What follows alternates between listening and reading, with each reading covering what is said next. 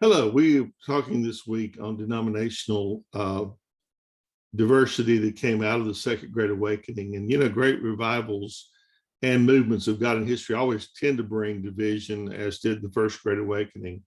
The second one resulted in several new denominations and splits within existing church bodies and the rise of many cults.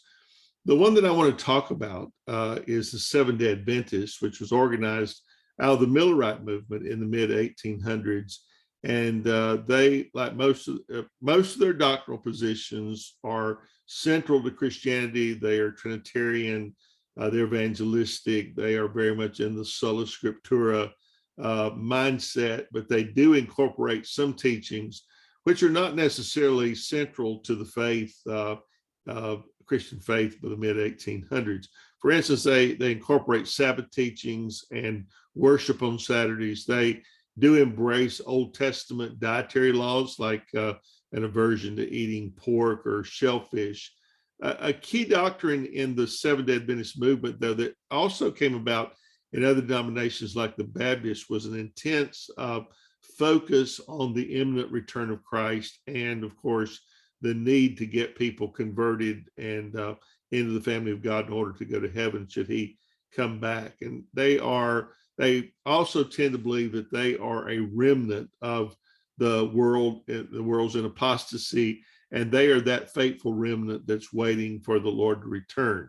They've embraced technology, interestingly enough, as an evangelical tool, with some very quality programming and some very great music. In fact, that's what drew me to them originally. I listened to a great deal of Seventh-day Adventist music on YouTube because they sing a lot of the old hymns, and they wrote many of those. And so today they're quite a large group. They claim over 25 million followers. I've supplied 3 additional sources that I've learned from this week.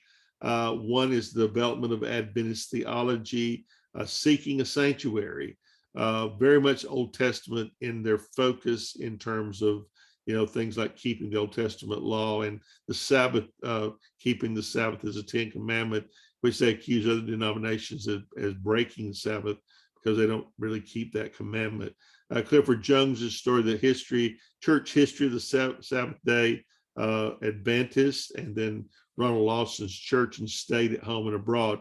The interesting thing about Seventh-day Adventists is they also are very much involved in First Amendment rights and protesting the things that would take away religious freedoms and the right of free speech for religionists. So I hope that something in this has been helpful to you. But Seventh-day Adventists are a growing number. They are like the 12th largest group in the world as far as their growth rates, which is kind of exceptional.